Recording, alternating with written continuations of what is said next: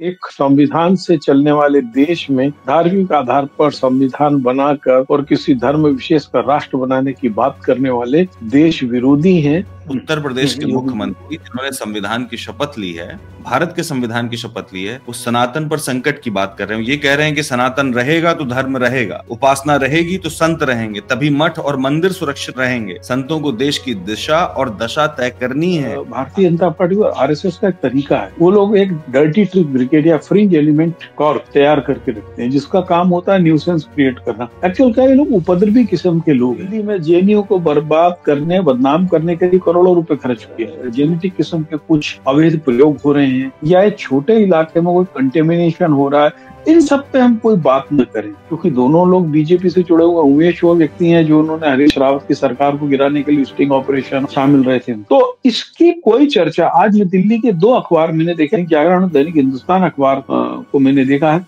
दोनों अखबारों के फर्स्ट पेज की खबर होना चाहिए, किसी भी पेज पर एक खबर ही नहीं।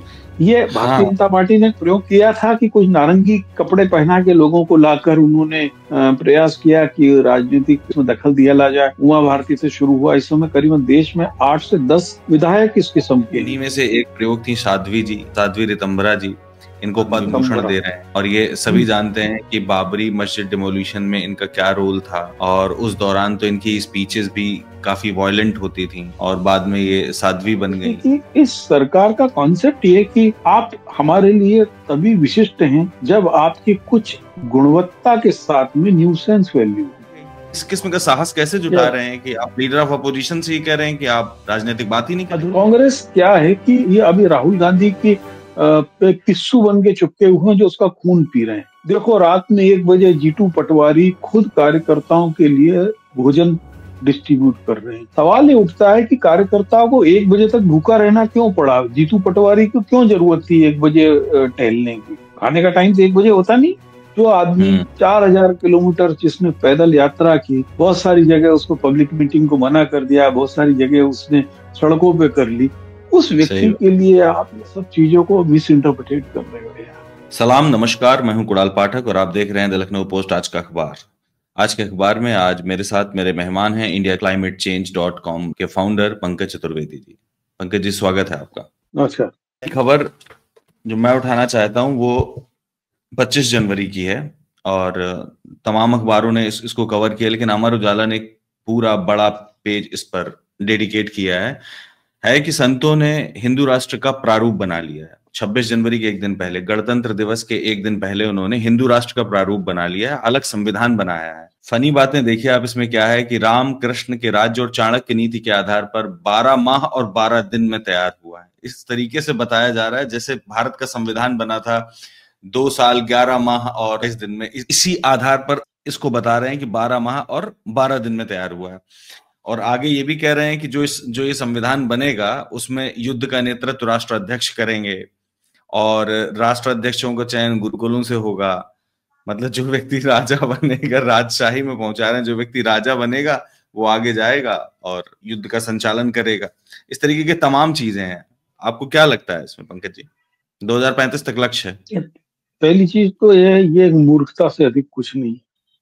दूसरी चीज ये है कि हम मीडिया के नजरिए से देखें तो बस 2 शब्द हटा दिए जाए। ये हिंदू महात्मा या गुरुओं के जगह एक शब्द कर दीजिए मुस्लिम मौलवी और क्लर्क्स, और दूसरा आप कर दीजिए कि उन्होंने देखिए हम मुस्लिम राष्ट्र, क्या कोहराम होता। हम तो एक तरफ यूसीसी लागू कर रहे हैं उत्तराखंड में। यदि हम आजादी के लड़ाई के दौर के पंडित नेहरू के भाषण को देखें जिसके अंदर बहुसंख्यक सांप्रदायिकता पे चिंता व्यक्त की थी, तो आज जो हालत है वो असल में बहुसंख्यक सांप्रदायिकता को लेकर ही है।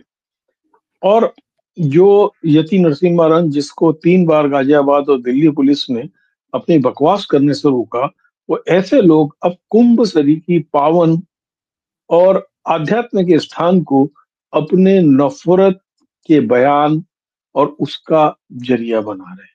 तो ये शर्मनाक है। शर्मनाक हम लोगों को एज ए मीडिया पर्सन मुझे लगता है कि हमको इस बारे में क्रिटिक होना चाहिए कि एक संविधान से चलने वाले देश में धार्मिक आधार पर संविधान बनाकर और किसी धर्म विशेष का राष्ट्र बनाने की बात करने वाले देश विरोधी हैं, और ये इस देश में संभव नहीं है।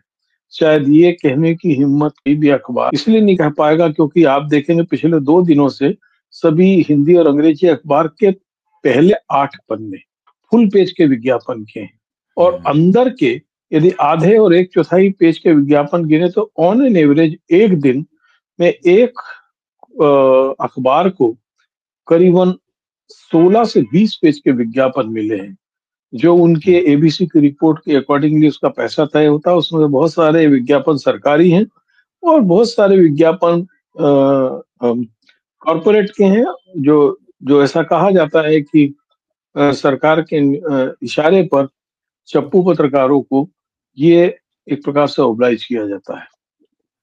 तो ये हमको एक देश के लोगों को सोचना है कि वो एक 80 साल के संघर्ष के बाद में, 100 साल के संघर्ष के बाद में इतने देश भर के विद्वानों के जुटने के बाद तैयार संविधान से संचालित एक पंथ निरीक्षक समाजवादी देश की जगह क्या ये उन लोगों से देश चलवाना चाहेंगे जो फिर से डायनेस्टी की बात कर रहे हैं, लोकतंत्र की जगह जो राजतंत्र की बात कर रहे हैं, जो बहुत सारे भ्रम में जी रहे हैं, जो पौराणिक कथाओं को इतिहास समझते हैं और इतिहास को व्हाट्सएप का कोई पन्ना। ऐसे लोगों से हम अपेक्षा नहीं कर सकते हैं कि ये देश चलाने के बारे में बात करें, और यही मैं मीडिया से उम्मीद करता हूं। और प्रबुद्धजन तो मुझे लगता नहीं है इस देश के कोई इस प्रकार की हरकतों में शामिल है। पर ये धीरे धीरे करके ही तो पंकज जी हमेशा आगे बढ़ता है। ये शुरुआत हमेशा इसी तरीके से होती है। इन्होंने आज एक ड्राफ्ट बनाया है, ड्राफ्ट बनाने के बाद इसमें शंकराचार्यों को मतलब इंक्लूड किया है, और इसके बाद अब ये कह रहे हैं कि ये केंद्र सरकार को इसको भेजेंगे। ये बिल्कुल प्रथम दृष्टया यही लगता है, और यही है भी अभी कम से कम, कि ये संविधान को रिप्लेस नहीं कर सकता किसी भी हालत में। जो वर्तमान भारत का संविधान है उसको रिप्लेस नहीं कर सकता है। लेकिन ये बात तो आप मानते हैं ना कि ये इसी तरीके से काम करते हैं, मोडस ऑपरेंडाई यही है। मुझे एजी नूरानी का वो उनकी हाल में एक किताब पढ़ रहा था मैं, आरएसएस एंड बीजेपी, उसमें वो ये कहते हैं कि ये कैलकुलेटेड एम्बिग्यूटी इस्तेमाल करते हैं। कैलकुलेटेड एम्बिग्यूटी, कुछ इस तरीके की चीजें इस्तेमाल करेंगे कि आपको संदिग्ध लगेगा, लेकिन बहुत कैलकुलेटेड फॉर्मेट में, बहुत महीन आधार पर, जिससे ये यहां भी जा सके और ये वहां भी जा सके। अब जिस तरीके की इसमें बात है, अच्छा इसमें क्या है कि बात सिर्फ इनकी होती तो बात समझी जा सकती थी। अब आप उत्तर 26 जनवरी का अखबार देखिए, दैनिक जागरण, फ्रंट पर है खबर कि सनातन पर संकट आया तो कोई भी पंथ व संप्रदाय अपने आप को सुरक्षित ना समझे। योगी, उत्तर प्रदेश के मुख्यमंत्री जिन्होंने संविधान की शपथ ली है, भारत के संविधान की शपथ ली है, वो सनातन पर संकट की बात कर रहे हैं। ये कह रहे हैं कि सनातन रहेगा तो धर्म रहेगा, उपासना रहेगी तो संत रहेंगे, तभी मठ और मंदिर सुरक्षित रहेंगे। संतों को देश की दिशा और दशा तय करनी है। आप ये समझिए, संतों को ही देश की दिशा और दशा तय करनी है, तो संत देश की दिशा और दशा तय कर रहे हैं। शंकराचार्यों ने मिलकर हिंदू राष्ट्र का प्रारूप बना लिया। इसलिए लगता है कि थोड़ा सा ये डरावना है और इसको संजीदगी से लिया जाना चाहिए प्रबुद्ध जनों के द्वारा। आप ले लो संजीदगी से, आपको कौन मना कर रहा है। लेकिन आपको ये भी देखना पड़ेगा कि 1925 से संघ की स्थापना हुई, और उसके बाद जब से हिंदू महासभा हुआ उसके बाद जनसंघ बनी, जनसंघ के बाद में जनता पार्टी, जनता पार्टी की भारतीय जनता पार्टी। ये इन लोगों का पुराना ही तरीका रहा है, कोई नई चीज नहीं है। जितने भीरू लोग होते हैं, जो डरपोक को दब्बू होते हैं, जिनमें आत्मविश्वास की कमी होती है, वो हर समय शतरंज के घोड़े के ढाई घर की तरह चलते हैं, 2 घर आगे चल के फिर आधा घर साइड में चल जाते हैं। तो ये कोई बहुत बड़ी चीज नहीं है। और आपको एक चीज को सोचना पड़ेगा कि यदि हमारे संत, महात्मा, नगा साधु, अखाड़े कभी राजनीति में और राज दरबारों की लड़ाई में दखल देते होते, और वो यदि इतने कम अकल होते कि सत्ता की लड़ाई को सांप्रदायिक लड़ाई मान चुके होते, तो इस देश में कभी कोई यानी गैर हिंदू आक्रांता आ ही नहीं पाता।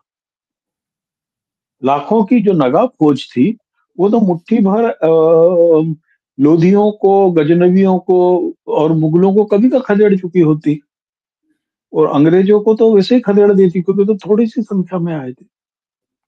आपको समझना होगा कि जो असली साधु हैं, जो असली संत हैं, जो असली आध्यात्म को मानने वाले संत हैं, जो केवल अपनी धार्मिक रीतियों को पूरा करने के लिए महाकुंभ में आए हैं, उनके लिए ये राजनीतिक बयानबाजी से का कोई मतलब नहीं है। ये केवल जो सेंसेशन है, एक भीड़ में एक मैसेज देने का काम है, और उन लोगों के द्वारा काम है जिनके खुद के चरित्र संदिग्ध हैं, है ना। अब आप किन शंकराचार्य की बात करोगे? 128 शंकराचार्य हो गए देश में, पूरी जबकि पीठ के पीठ तो 4 शंकराचार्य ही की है। बात कर रहे हैं। पूरी पीठ के शंकराचार्य इसको हेड कर रहे थे। वो मुझे मालूम है, लेकिन उन शंकराचार्यों की कितनी इज्जत है, उनका कितना सम्मान है। ये अभिमुक्तेश्वरानंद जो हैं, उनको तो काशी में लाठी पड़ गई थी, पुलिस ने खदेड़ दिया था। बाकी तो ऐसे ऐसे शंकराचार्य बने हैं। मालेगांव बम विस्फोट का जो आरोपी है दयानंद पांडे, कानपुर वाला, वो श्रीनगर कश्मीर की शारदा पीठ का स्वयंभू शंकराचार्य बना बैठा है। अमृता देव सरस्वती, ऐसे तो इतने शंकराचार्य है। भाजपा के शंकराचार्य अलग है और कांग्रेस से अलग है। तो इन लोगों की समाज में कहाँ इज्जत है? ऐसा कौन सा ये जो कुंभ में भीड़ आ रही है, ना मोदी के नाम पे, ना योगी के नाम पे, ना किसी शंकराचार्य के नाम पे, ना किसी बाबा बैरागी के नाम पे। सदियों से, पीढ़ियों से ये लोग ऐसे ही आते रहे, और हर माघ में आते रहे, हर एकादशी को लोग जाते हैं छोटे छोटे नदी तालाबों के किनारे। ये कोई शंकराचार्य या कोई परिषद या कोई सेना किसी से प्रभावित होकर या उनकी अपील पे नहीं आते हैं। बात तो सही कह रहे हैं आप। लास्ट टाइम हम लोगों ने चर्चा भी की थी कि जब 1954 का जब कुंभ हुआ था, 1954 का, हाँ 54, तब भी भारत की तत्कालीन जो जनसंख्या थी उसकी 1/4 जनसंख्या कुंभ में पहुंची थी, और इस बार भी लगभग यही आशा की जा रही है कि जनसंख्या का 1/4 हिस्सा पहुंचेगा। तो ये बात तो सही है कि इन लोगों से कोई खास असर नहीं पड़ता, पर ये बीच बीच में आपको मैंने बताया था पहले भी कि भारतीय जनता पार्टी और आरएसएस का एक तरीका है। वो लोग एक डर्टी ट्रिक ब्रिगेड या फ्रिंज एलिमेंट कॉर्प तैयार करके रखते हैं, जिसका काम होता है न्यूसेंस क्रिएट करना। एक्चुअल क्या, ये लोग उपद्रवी किस्म के लोग हैं। पिछले 11 साल में इन्होंने दिल्ली में जेएनयू को बर्बाद करने, बदनाम करने के लिए करोड़ों रुपए खर्च किए, लेकिन इस 11 साल में दिल्ली एनसीआर में एक अच्छी ऐसी यूनिवर्सिटी नहीं खोली जो भले ही तुम सावरकर, गोलवलकर, गौडसे के नाम पे रख लेते, जिसको देखकर जेएनयू के छात्र वहां पर एडमिशन लेने चले जाते। वो इसलिए नहीं कर सकते क्योंकि बेसिकली देखिए, एक आदमी का नेचर होता है, एक होता है सृजनात्मक, रचनात्मक, जो पंडित नेहरू का नेचर था। उन्होंने बहुत सारी संस्थाएं बनाई, बहुत सारे इंस्टीट्यूशंस बनाए। आरएसएस और बीजेपी का मूल चरित्र डिस्ट्रक्टिव है। ये लोग तोड़फोड़ में विश्वास करते हैं। तो ये लोग गालियां बकेंगे, किसी को बदनाम करेंगे, लेकिन वही कहानी है कि चौराहे पे एक चित्रकार ने चित्र लगाया कि लोग जरा गलतियां बताओ, तो पूरे लोगों ने पोत दिया उसको रख के, इसकी टांग ऐसी होनी चाहिए, इसका रंग ऐसा होना चाहिए था, इसका मुंह टेढ़ा है। लेकिन अगले दिन जब एक कैनवास वहां लटका दिया और बोला कि इसमें चित्र बनाओ, तो कोई भी बनाने नहीं आया। तो ये सब वो लोग हैं जो चित्र नहीं बना सकते, बने बनाए चित्र में मीन मेख निकाल सकते हैं। तो ये लोग बेसिकली डिस्ट्रक्टिव हैं। तो ये लोग कोई भी नई चीज नहीं करेंगे। और ये इनका देखिए, इसका सबका कारण क्या है?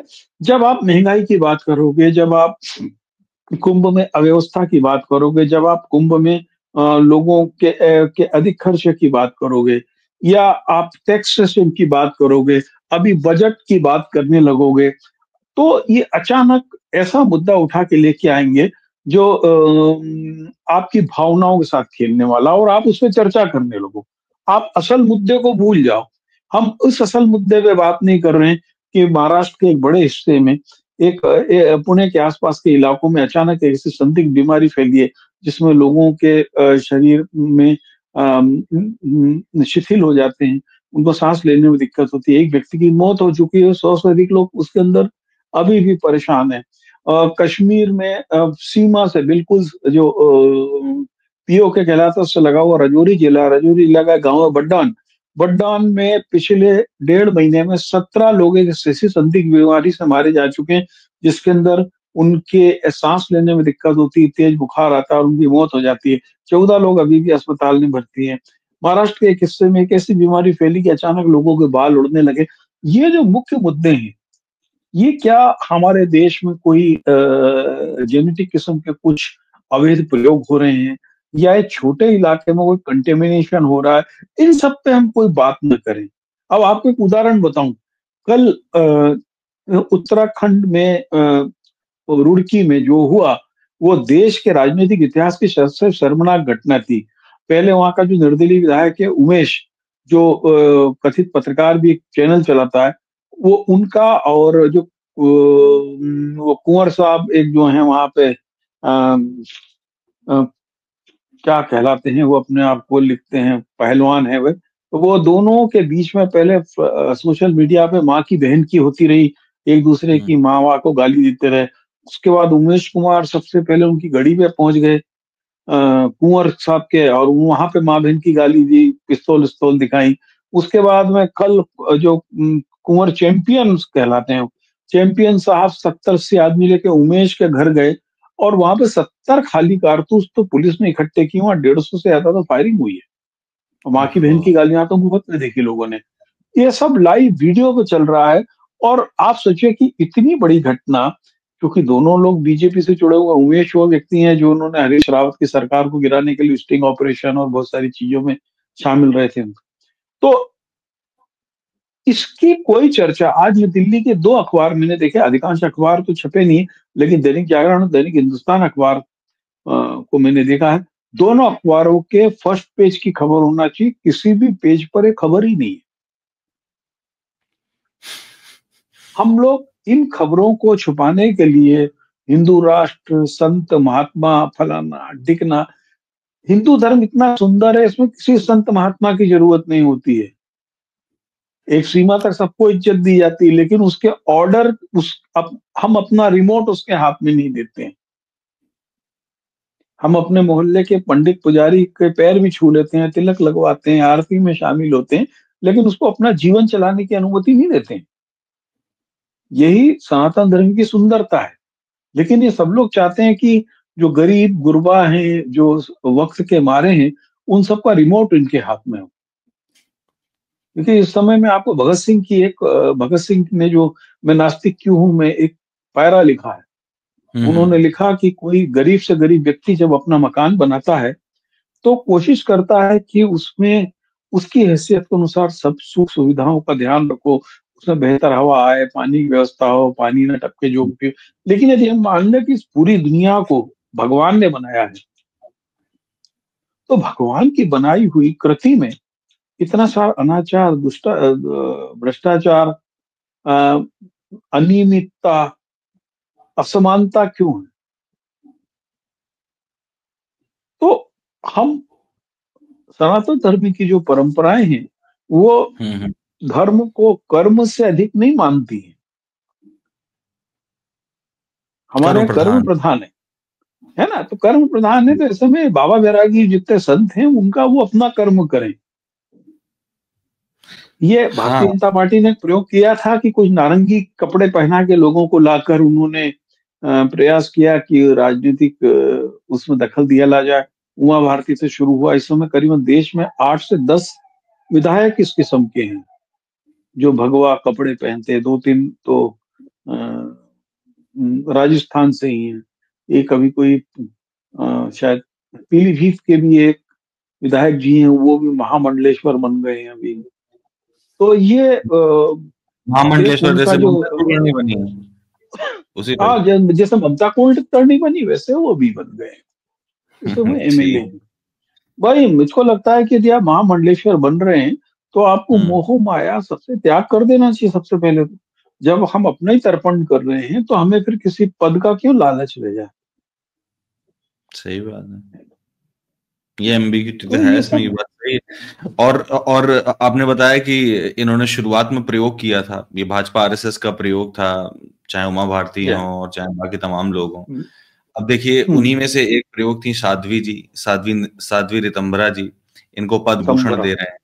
हाँ, और ये सभी जानते हैं कि बाबरी मस्जिद डिमोलिशन में इनका क्या रोल था, और उस दौरान तो इनकी स्पीचेस भी काफी वायलेंट होती थी, और बाद में ये साध्वी बन गई और अब इनको पद्म भूषण दे दिया गया। तो ऐसा लगता है कि जैसे इन सर्वोच्च नागरिक सम्मानों का कोई खास ज्यादा मायने नहीं है, या इनके मायनों को जानबूझ करके खत्म करने की कोशिश की जा रही है, ये लगता है। ये बहुत दुर्भाग्य है, आपको बताऊं कि अब आप सोचिए कि हिंदी के वरिष्ठतम लेखक रामधनुष मिश्र की उम्र 100 साल है।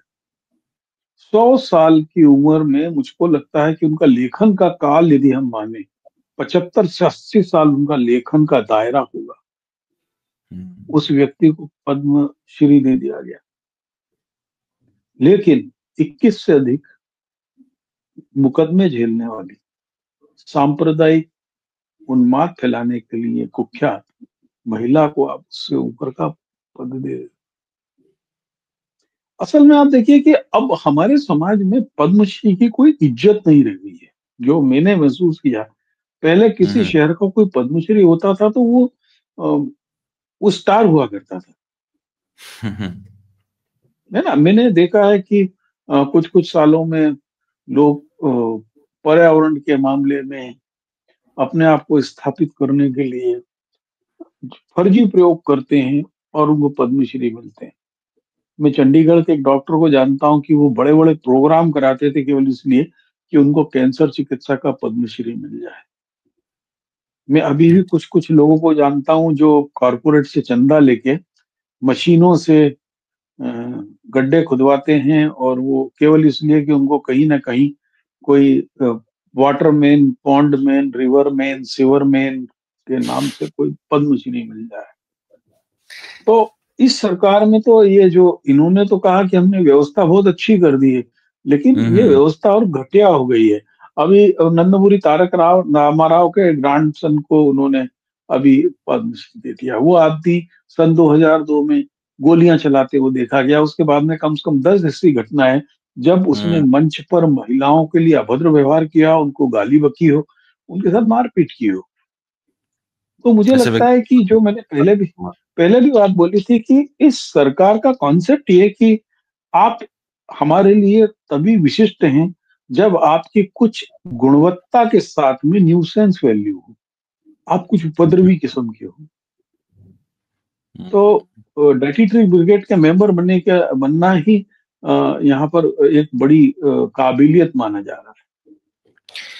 बिल्कुल यही काबिलियत है, और जो इस काबिलियत में फिट नहीं है उसको तो बोलने की भी आजादी नहीं है। आप देखिए कि आज राहुल गांधी की रैली है, जय बापू जय भीम जय संविधान रैली है।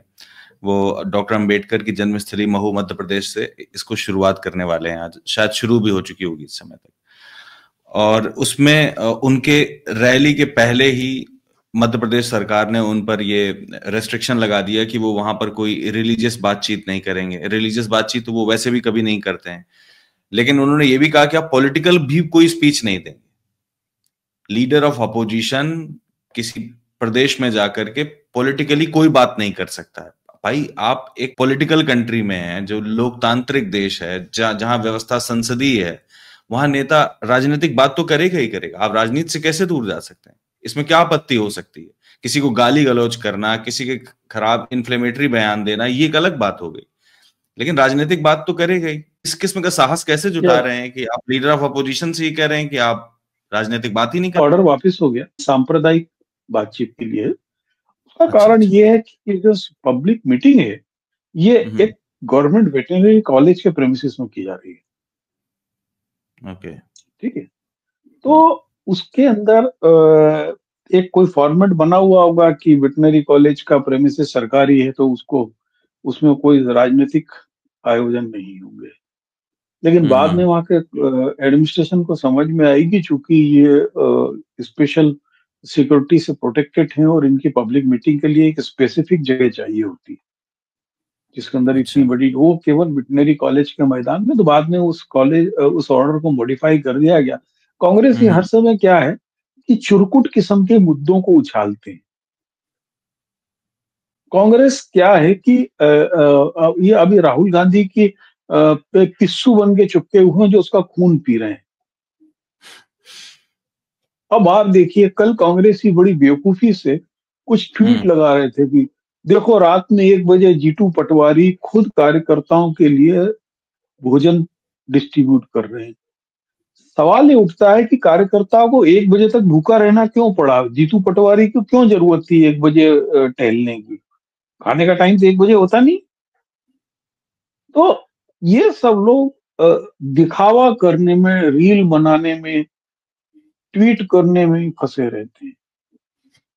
और जैसे आपने बोला था पहले कि भारतीय जनता पार्टी और आरएसएस हर समय कुछ न कुछ छोटे छोटे प्रयोग, 2 कदम आगे आधा कदम पीछे, फिर गली पकड़ ली, फिर उस सब के प्रयोग लॉन्ग टर्म किया करते हैं। नेक्स्ट 20 ईयर में हमको क्या करना है। मेरा एक लेख लिखा था मैंने कुछ साल पहले कि पंजाब में एक बार अफवाहें उड़ी, गुरुद्वारों से अनाउंसमेंट हुए कि आपकी फोन कोई आए तो उसको फोन मत उठाना, आपकी स्क्रीन लाल हो जाएगी और आप मर जाओगे। या उत्तर प्रदेश में मुंह नोचवा चला था। ऐसे अलग अलग अफवाहें जो हैं, इनका इम्पैक्ट क्या है, इससे लोग किस तरीके से प्रभावित हो रहे हैं, ये सब जो ये डर्टी ट्री ब्रिगेड है, डीटीबी जो है, ये सब प्रयोग जानबूझ करके करते हैं। अभी आप अचानक कभी देखोगे छोटे से सर्कल में संतोषी माता के जो पोस्ट कार्ड वाला जो 40 साल पुराना डर्रा था, उसको फेंकते हैं लोग। कई बार गुड़ चना चलाने लगते हैं। देखते हैं कि हमारा जो अफवाह तंत्र है वो नॉन डिजिटल तरीके से कहां तक पहुंच रहा है, डिजिटल तरीके से कहां पहुंच रहा है, इसका इम्पैक्ट क्या है। आप देखिए ना, इस अफवाह तंत्र की बदौलत ही दिल्ली में निर्भया कांड को लेकर सरकार विरोधी आंदोलन खड़ा हो गया। इसी अफवाह तंत्र के बल पर अरविंद केजरीवाल ईमानदारी की प्रतिमूर्ति बन गए। और अब आप देखिए, इस समय कल दिल्ली के कई मोहल्लों से खबर आई, लोगों ने वीडियो बनाए कि आम आदमी पार्टी कार्यकर्ता कैलेंडर बांट रहे हैं 2025 का, और कैलेंडर में फोल्ड करके 500 का नोट होता है। जिस काम के लिए हम प्रवेश वर्मा को निंदा कर रहे थे, वही काम ये लोग कर रहे हैं। 500 रुपए के नोट सबसे ईमानदार पार्टी के पास कहां से आ रहे हैं? ये शिक्षा वाले तो नोट होंगे नहीं होंगे, तो शराब वाली 10 दिन में आतिशी को 40 लाख रुपए दान दे देती है पब्लिक। 40 लाख रुपए दान सत्येंद्र जैन को मिल जाता चुनाव लड़ने के लिए। ठीक है, तो ये अफवाहों की पैदाइशें जो हैं, ये अलग अलग रूप में, जैसे रावण के 10 चेहरे थे ना, दशानन था, लेकिन उसका दिमाग एक ही चलता था। तो आरएसएस की खासियत है, वो आम आदमी पार्टी, विश्व हिंदू परिषद, संस्कार भारती, विद्या भारती, फलाना भारती, ऐसे करके 128 चेहरे लगाए हुए हैं। और आप बोलो शिक्षा की बात, ये हमारा चेहरा है, संस्कृति की बात, ये हमारा चेहरा है, लेकिन दिमाग कौन सा? बीच वाला ही है, जिसको यानी हमारे आधुनिक लोगों ने बहुत सारी जगह रावण का जो बीच वाला सिर होता है, जैसे मस्तिष्क होता है, उसमें गधे का सिर लगाया हुआ होता है ना। तो ये डर्टी ट्रिक ब्रिगेड को पकड़ने के लिए कांग्रेस को इन सब बेवकूफी की बातों से मुक्त होकर आना चाहिए। जो आदमी 4000 किलोमीटर जिसने पैदल यात्रा की, बहुत सारी जगह उसको पब्लिक मीटिंग को मना कर दिया, बहुत सारी जगह उसने सड़कों पे कर ली, उस व्यक्ति के लिए आप ये सब चीजों को मिस इंटरप्रिटेट कर रहे हो यार। बिल्कुल बिल्कुल सही कहा आपने। और ये जो दिल्ली चुनाव को लेकर भी है एक बात की, मतलब जिस तरीके से विवेक अग्निहोत्री ने पहले कश्मीर फाइल्स बनाई थी, इसी तरीके से अब दिल्ली चुनाव के पहले फिल्म दिल्ली फाइल्स के टीजर आ गया है। इलेक्शन तो 5 फरवरी को है, लेकिन उसका टीजर आज आ चुका है। मुझे लगता है शायद फिल्म भी रिलीज हो जाए। फिल्म रिलीज का डेट तो मुझे नहीं मालूम है, लेकिन हो सकता है कि फिल्म भी रिलीज हो जाए। ये भी एक प्रोपेगेंडा फिल्म है और उसमें वही सारे लोग हैं, अनुपम खेर, मिथुन चक्रवर्ती और तमाम लोग इसमें शामिल है। ये क्या इसी से संबंधित है, ये जो दिल्ली राइट हुए थे? पंकज जी देखिए, विवेक अग्निहोत्री इतने सारे फाइल्स बना चुका है कि वास्तव में लोकतंत्र और समाज के लिए फाइल्स हो चुके हैं वो। ठीक है, और मुझे आज पूरा भरोसा है कि आज हमारे जो परिचित टीम है, आज ही हाई कोर्ट या सुप्रीम कोर्ट से उसको स्टे ले लेगी, इस फिल्म को रिलीज नहीं होने दिया जाएगा, क्योंकि ये इलेक्शन कंडक्ट के खिलाफ है। इससे पहले चूंकि नरेंद्र मोदी की फिल्म को भी कोर्ट ने रुकवा दिया था। और वैसे भी चूंकि समस्या इसके अंदर है कि आप ताहिर हुसैन और खालिद सैफी की बात कर रहे हैं, जिनका इस समय ट्रायल में गवाहियां चल रही हैं। इस ये भी प्रकार की फिल्म तो आपकी गवाहों को भी प्रभावित करेगी और मजिस्ट्रेट को भी करेगी। Chief justice, ex chief justice कई बार बोल चुके हैं कि हम लोग भी एक समाज का हिस्सा है, और यहाँ पर सोशल मीडिया में या इस तरीके की जगह पर जो कुछ भी आता है उससे हम लोग भी प्रभावित होते हैं। और इट इज ऑब्वियस, कोई भी नॉन नॉलेजिकल नहीं है एक आदमी के अलावा, सभी लोग प्रभावित होते हैं।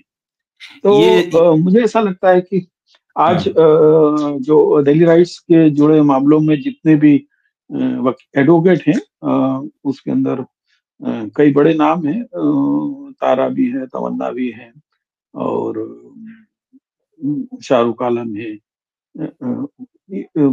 रेबेका जॉन है। ये सब लोग आज कल रात से तैयारी शुरू हो गई थी, और मुझे नहीं लगता है कि ये फिल्म रिलीज हो पाएगी।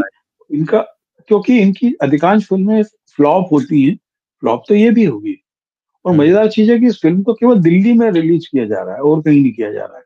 इसीलिए इस चीज को इंटेंशनली बल मिलता है कि ये मास मीडिया के थ्रू चुनाव को प्रभावित करने की कुछ साजिश है।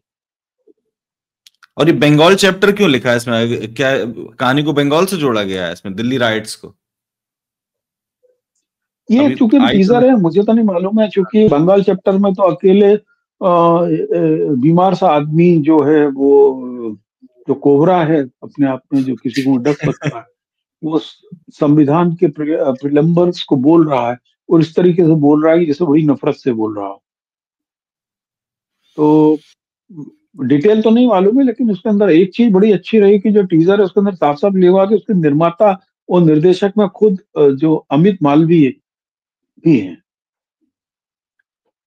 निर्माता निर्देशक में नहीं, मतलब निर्देशक कैसे हो सकता है अमित मालवीय? निर्माता हो सकता है, वो प्रोड्यूस वो किया जो होगा। कुछ भी है, एक एग्जैक्ट मुझे नाम नहीं आ रहा, लेकिन उसका जो ये जो नामों की लिस्ट चलती है उसमें अमित मालवीय का नाम है। अच्छा, चलिए, तो फिर काफी इंटरेस्टिंग फिल्म होगी। जैसे ताशकंद फाइल और कश्मीर फाइल, वैसे ही अब दिल्ली फाइल। ठीक है पंकज। केरला फाइल्स, ये सभी फाइल्स इसी के मुंह में है।